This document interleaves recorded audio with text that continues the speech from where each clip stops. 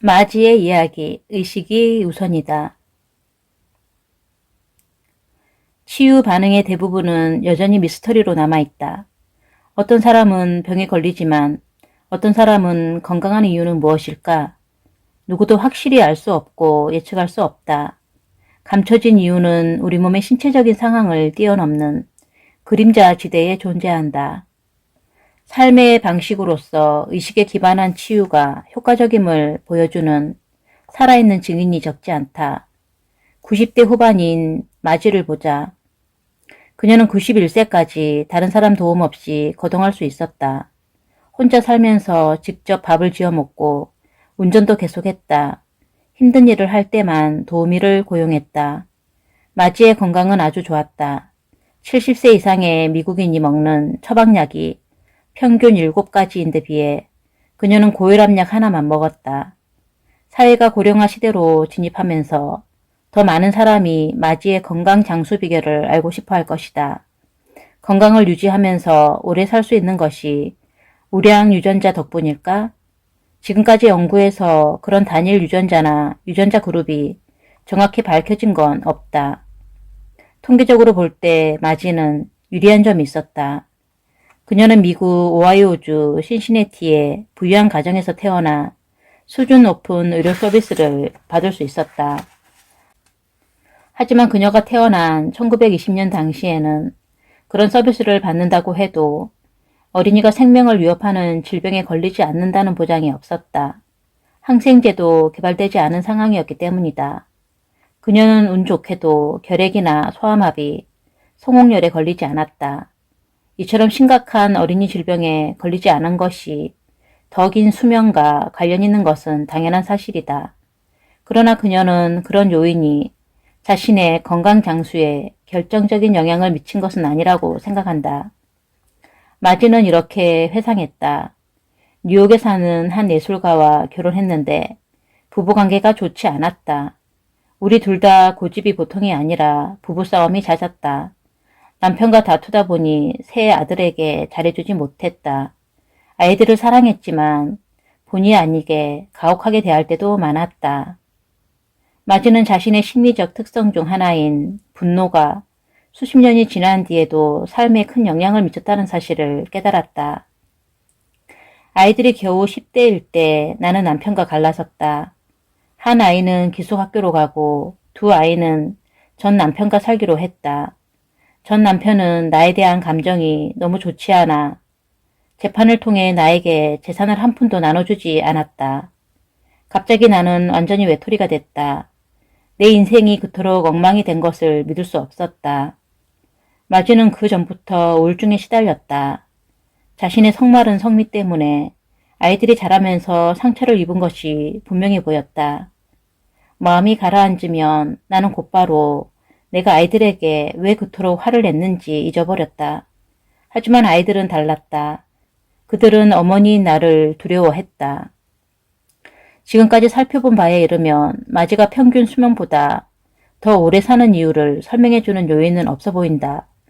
우울증이 만성이 되고 전반적인 건강에 영향을 미쳤다면 오히려 수명이 더 짧아지는 게 맞지 않을까? 그러나 다른 한 가지 요인이 그녀의 인생을 바꾸었다. 그녀가 불교에 기이했다는 사실이다. 그녀에게는 그 결정이 중요한 내면의 변화를 일으켰다. 친구를 통해 참선을 지도하는 스님을 만났다. 내가 왜 불교에 관심을 두게 됐는지는 잘 모르겠지만 참선을 시작하자 나에게 두 가지 현상이 나타났다. 우선 마음이 침착해지면서 사소한 일에 화를 내지 않게 됐다. 또 나 자신의 진정한 모습을 알 수 있었다. 특히 나는 혼자 있는 걸 매우 불안해했음을 깨달았다.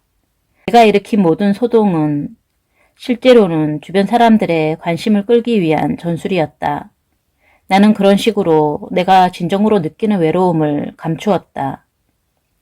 우리가 이 책을 쓸 당시 96세이던 마지는 요양원에서 지내며 가장 낮은 수준의 생활 지원 프로그램 서비스를 받고 있었다. 도우미가 하루 몇 차례 그녀 상태를 살피고 목욕을 도와주는 것으로 충분했다. 먹는 약도 늘지 않았다. 스스로 식당에 가서 점심과 저녁 식사를 하고 일주일에 한 번씩 친구들과 함께 외식도 했다. 다만 2가지 어려운 문제가 있다고 마지는 말했다. 70대에 고관절 대치 수술을 받았는데 인공 고관절이 마모되기 시작하면서 좀 먼 곳은 걸어가지 못해 휠체어를 사용하기로 했다. 다른 문제는 아들들이 아직도 나에게 마음을 열지 못하고 있다는 사실이다. 늘 분노에 찬 어머니 아래에서 자랐다는 사실을 쉽게 떨칠 수 없는 모양이다. 그 점이 아직 내 마음에 남아있는 앙금이다. 그것 말고는 마음이 평온하다. 마지는 다행히도 일찌감치 참선에 입문했다. 1970년대 말 주류 의학계에서 명상이 혈압 강화 같은 긍정적인 건강 효과와 관련이 있다는 것을 보여주는 연구가 나오기 시작했다. 그러면서 명상을 통한 긴장 완화가 스트레스와 불안감 감소 등 건강 혜택을 가져다 줄 수 있다는 인식이 서서히 퍼져나갔다. 그로부터 40여 년이 지난 현재 명상은 더 보편화되고 건강유지 방법으로 널리 인정받았다. 요즘 전인적 시스템 접근법은 마음과 몸 사이에 모든 인위적인 장벽을 허문다. 어떠한 경험도 반드시 마음과 몸, 둘 다에 영향을 미친다는 깨달음이 대세로 자리 잡았다. 사랑하는 사람의 죽음에 따른 비탄이 면역 반응을 악화한다는 사실을 생각해보자. 그런 심한 슬픔은 급격한 정신적 사건이며 심리적 고통의 출처다. 가족의 일원이 사망한 지 6개월이 지난 뒤에도 여전히 심한 슬픔에 빠져 있는 것을 외상적 비탄이라고 한다. 외상적 비탄에 대한 여러 연구에 따르면 그런 사람에게 총체적 장애가 올 가능성이 크다. 건강 면에서 거의 모든 것이 잘못될 수 있다는 말이다. 인간은 목적을 위해 살아간다. 목적이 사라지면 비탄이 찾아와 삶을 의미 없게 만든다. 몸의 모든 세포는 화학물질 형태로 메시지를 전달받는다. 이 화학물질은 비탄의 몰적인 증거다. 그러나 의미의 상실은 화학적으로 이해되지 않는다. 인간적인 문제이기 때문이다. 비탄은 고통스럽지만 누군가가 배우자를 잃고도 슬퍼하지 않는다면 주변 사람들이 이상하게 여길 것이다. 누군가는 뒤에서 비정하다고 욕할지 모른다. 그 역시 매우 인간적인 표현이다. 보이지 않는 치유. 치유의 자아는 우리의 일부로서 눈에 보이지 않는 원인을 다룬다. 또 누구는 병에 걸리고 누구는 늘 건강한 이유, 삶의 목적과 의미도 다룬다. 치유가 단지 보이지 않는다고 해서 신비로운 것은 아니다. 치유 반응에 관해 전혀 생각해보지 않은 사람도 당연히 행복을 바랄 것이다. 전반적인 행복을 얻는 한 가지 열쇠는 사랑받는 느낌이다. 그렇다면 세포도 사랑받는다고 느낄 수 있을까? 터무니없다는 반응을 보이기 전에 다음 연구를 한번 살펴보자. 예일대학 연구팀은 자원자 남성 119명과 여성 40명을 대상으로 심장 동맥 조영술을 실시했다. 심장 발작이나 뇌졸중의 주요 원인이 되는 심장 동맥 폐색을 진단하는 가장 정확한 검사법이다. 팔 동맥에 가느다란 관을 삽입해 심장 동맥까지 진입시켜 이 관에 조영제를 주사한 다음 컴퓨터 단층 촬영이나 자기 공명 영상 스캔으로 심장 동맥 내부를 촬영하는 시술로 혈관 내부 상태를 직접 볼 수 있다. 연구팀은 피보험자들에게 자신이 가족이나 주변 사람들로부터 사랑받는다고 느끼는지 또 정서적으로 지지를 받는다고 느끼는지 조사한 다음 조영술로 심장 동맥 내부를 살폈다. 검사 결과 평균적으로 볼 때 자신이 사랑받고 정서적으로 지지받는다고 밝힌 사람이 심장 동맥 폐색 정도가 낮은 것으로 나타났다. 식단이나 운동, 흡연, 가족력 등 심장병을 예측하는 다른 위험인자도 있지만 그런 요인을 배제하더라도 자신이 사랑받고 정서적으로 지지받는다고 느끼는 것이 심장 동맥 폐색 정도를 예측하는 하나의 기준이 될 수 있었다. 스웨덴의 여성 131명을 대상으로 한 연구도 같은 결론에 도달했다. 그러나 이 문제와 관련해 가장 눈에 띄는 연구는 단 하나의 질문을 바탕으로 한 조사였다.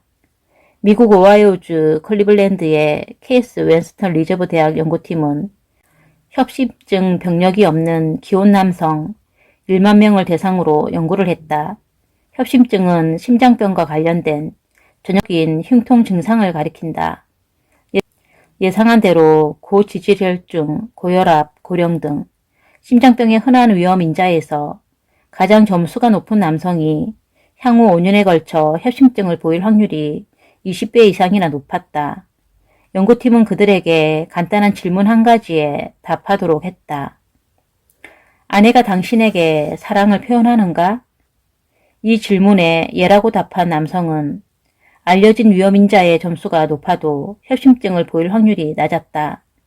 역으로 위험인자 점수가 높은 피보험자 중 아내가 자신에게 사랑을 표현하느냐는 질문에 아니요라고 대답한 남성은 예라고 답한 남성에 비해 협심증을 보일 확률이 거의 2배 높게 나타났다.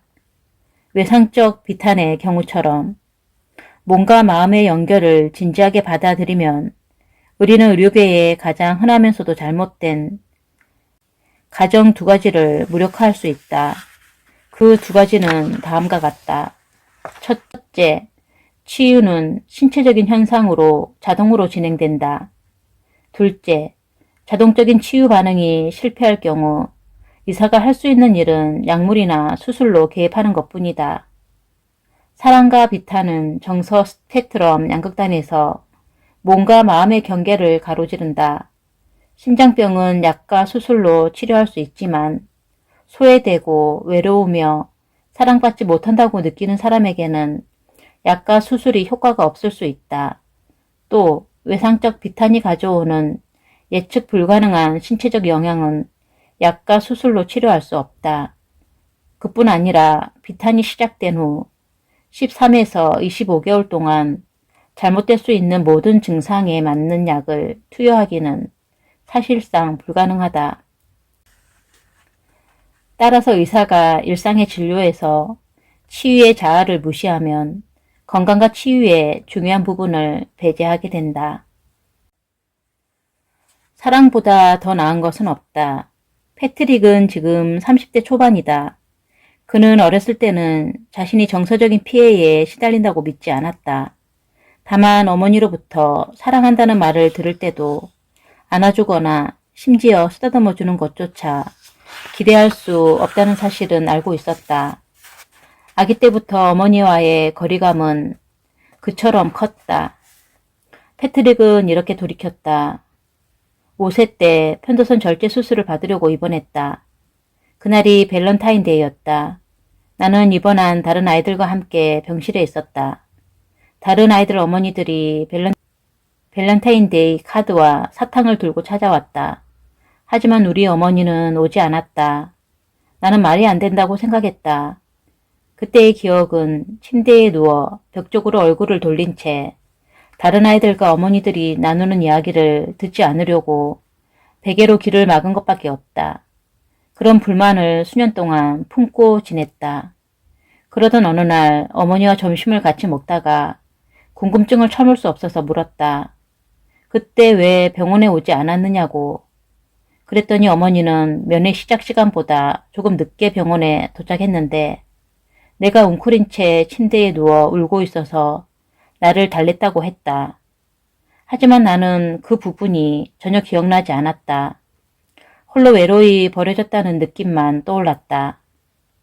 심리학자들도 증언하듯이 이처럼 어린아이는 부모의 양육과 관련해 실제로 일어나지 않은 일을 진짜 있던 일로 착각하고 그에 대해 강한 믿음을 형성할 수 있다. 그런 아이에게는 사실보다는 평소에 가진 느낌이 더 중요하게 작용한다. 그럼에도 의학계는 의학적인 검사와 진단으로 인정되는 부분만 건강과 관련이 있다고 판단하는 것이 언제나 옳은 일은 아니라는 사실을 깨닫기까지 오랜 시간이 걸렸다. 실제로 완전히 주관적인 믿음과 느낌도 검사와 진단 못지않게 중요하다. 우리는 모두 스스로에게 하는 자신의 주관적인 이야기를 사실이라고 믿는다. 그 이야기는 어린 시절 부모가 우리에게 준 메시지로 시작된다. 패트릭의 부모는 그에게 너는 너 혼자라는 메시지를 보냈다. 서로 냉담하고 애정이 없던 부모는 아들에게 보낸 그런 메시지를 정상이라고 여겼다. 그러나 아이는 사랑해주고 보호해주는 부모와 친밀한 유대를 느낄 필요가 있다. 이는 수백만 년 전에 형성된 진화적 특성이다. 잘 알려진 실험에서 새끼 원숭이를 어미와 떼어놓자 그 새끼 원숭이는 안절부절 못하는 등 매우 불안한 행동을 보였다. 그러다 철망과 패딩으로 만든 부모 원숭이 인형을 주자 새끼들은 즉시 그 인형에 달라붙어 위안을 받았다. 인간에게도 유대감 결여는 그와 다름없는 부정적인 영향을 미친다. 물론 인간은 최악의 상황에도 적응하는 뛰어난 능력이 있지만 그것만으로는 부족하다. 패트릭의 경우 자신이 외톨이라는 믿음이 심리학 용어로 느슨한 애착 관계를 불러왔다. 그는 안전하고 소중히 여겨지고 보호받는다고 느끼지 못했다. 끔찍한 일을 당해도 아무도 도와주지 않을 것이라는 생각이 그의 마음에 자리 잡았다. 물론 어떤 부모라도 자녀에게서 그런 이야기를 들으면 충격이 클 것이다. 어떻게 보면 그건 흑백 논리에 따른 과장된 이분법 개념이라고 말할 수 있다. 그럼에도 아이들은 잊을 수 없는 감정 경험에 근거해 그런 생각을 계속 품는 경향을 보인다. 패트릭은 희미한 미소를 지으며 회상했다. 난 어떤 면에선 운이 좋았다. 나는 외톨이라는 믿음 때문에 일찍부터 독립심이 강했다. 내가 7에서 8세일 때 사람들은 하나같이 나를 보고 애어른이라고 말했다. 나는 그런 내가 자랑스러웠다. 나는 어른처럼 무엇이든 잘했다. 오랫동안 그렇게 지냈다. 10대가 되어 데이트를 시작했을 때도 패트릭의 가슴에 뚫린 구멍은 여전히 메워지지 않은 상태였다. 그는 회복 방법을 몰랐다. 누군가에게 가까이 다가가는 것이 어색하게만 느껴졌다. 패트릭은 자신을 스스로 돌봐야 한다고 계속 믿으면서 갈수록 커지는 성적인 욕구만 채우려고 했다.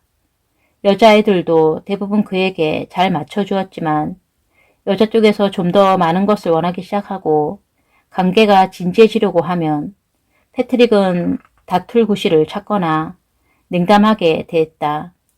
여자애들은 마음의 상처를 입고 그의 곁을 떠났다. 패트릭은 대학에 들어가 컴퓨터 과학을 전공했다. 그때는 정서적으로 말하자면 외톨이로 지내는 것이 몸에 배어 있었다. 자신을 스스로 돌보는 능력은 출중했다. 하지만 그가 깨닫지 못한 점이 있었다. 그가 자신을 스스로 돌보는 것은 다른 누구도 자신을 돌봐주지 않는다고 믿기 때문이라는 사실이었다. 보살펴주고 보호해주는 사랑의 모델이 그에게는 아예 없었다. 이야기는 여기서 끝날 수도 있었다. 하지만 다행히도 패트릭에게 새로운 세계가 열렸다. 그는 대학원 시절 한 여자를 만났는데 그녀는 이전에 만난 여자들과는 아주 달랐다. 그때까지 견지하던 완전히 냉철하고 합리적인 세계관에 맞지 않게 그는 그녀에게 첫눈에 반했다. 패트릭은 이렇게 말했다. 솔직히 첫눈에 반한다는 것은 다들 그냥 하는 말이지 실제로는 그럴 리가 없다고 생각했다. 하지만 프렌과 처음 마주쳤을 때 그녀는 친구들과 얘기를 하고 있었는데 아주 잠시였지만 정말 눈을 뗄 수 없었다. 마치 강한 자석처럼 나를 끌어당기는 뭔가를 느꼈다. 용기를 내어 말을 걸었는데 그녀는 친절하게 화답하며 미소를 띄었다. 난 그냥 집으로 갔지만 그녀 외에는 아무것도 생각할 수 없었다. 마침내 내가 사귀자고 말했고 그녀도 기꺼이 동의했다. 그때부터 내 앞에 완전히 새로운 세계가 펼쳐졌다. 애정 같은 감정을 인정하지 않던 내가 갑자기 사랑에 빠진 바보가 됐다. 그녀가 다른 일이 생겨 나를 만날 수 없을 때는 정말 죽을 것 같았다. 꿈인지 생신지 확인하려고 매일 나 자신을 꼬집었다. 난 세상에서 가장 아름다운 여자와 사랑에 빠졌다. 첫눈에 반한다라는 의심의 여지 없는 경험뿐만 아니라 사랑이 우리 몸에서 강력한 생리적 변화를 일으킨다는 과학적인 증거는 수없이 발견되어 왔지만 이 전체적인 현상은 여전히 베일에 가려 있다. 뇌의 신경활동에서 화학적인 변화가 일어났다는 것은 패트릭의 뇌가 사랑에 빠졌다는 의미일까? 아니면 그 자신이 사랑에 빠졌다는 것일까? 전인적 시스템 접근법에서는 그 두 가지를 분리할 수 없다. 한 걸음 더 나아가 치유의 측면에서도 사랑과 관련해 마음과 몸의 경계를 가로지르는 몇 가지 심층적인 문제가 있다. 첫째, 사랑은 어떻게 또 왜 신체적 건강을 증진할까? 둘째, 첫눈에 반한 사랑의 열병이 진지한 사랑으로 성숙하면 우리의 웰빙에 어떤 영향을 미칠까? 셋째, 사랑이 아주 깊어지면 더 높은 차원의 의식의 문이 열릴까? 인간의 경험은 이 모든 분야에서 사랑이 특유의 힘을 갖고 있다는 사실을 말해준다. 좀 더 깊이 들어가 보면 그 이유를 찾을 수 있다. 사랑은 깊이 또 멀리까지 닿는다. 지금 우리는 누군가의 삶 전부를 변화시킬 만한 놀라운 경험을 생화학적으로 설명할 수 있는 시대에 산다. 하지만 정교한 뇌 단층 촬영 영상과 호르몬 수치 측정으로도 알 수 없는 것이 있다. 바로 사랑에 빠지는 현상과 그 의미이다. 이는 그런 현상이나 수치로 이해될 수 없다. 모든 분야를 아울러서 나타나는 현상이기 때문이다. 다시 말하자면 사랑은 전인적 시스템에서 일어나는 사건이다. 신장 동맥이 사랑이나 사랑의 결여에 어떻게 반응하는지 보여주는 연구는 빙산의 일각에 불과하다. 우리에게는 사랑과 애착과 관련해 유전자에 깊이 새겨진 진화의 자취가 남아있다. 미국 노스캐롤라이나 대학의 심리학자 바버라 프레드릭슨 교수는 이렇게 설명했다. 우리는 뇌의 어느 부분에 애착과 사랑의 지도를 보관하고 있다. 그건 어머니의 무릎, 친구가 잡아주는 손, 연인의 포옹이라고 말할 수 있다. 우리는 내면에 이 모든 것을 갖고 다닌다. 우리가 추락할 때 잡아주기 위해 그것들이 언제나 그곳에 있다는 사실을 아는 것만 해도 우리는 마음의 평온을 느낄 수 있다. 무엇보다 중요한 것은 어떤 사람이 혼자 조용히 앉아 있을 때도 그는 결코 혼자가 아니라는 사실이다. 그의 내면에는 유아기부터 겪어온 모든 인간관계로 형성된 지도가 들어있다. 이 역시 전인적 시스템 현상이다. 그 관계에서 각 순간은 계속 변해가는 전체 지도를 구성하는 작은 조각이다.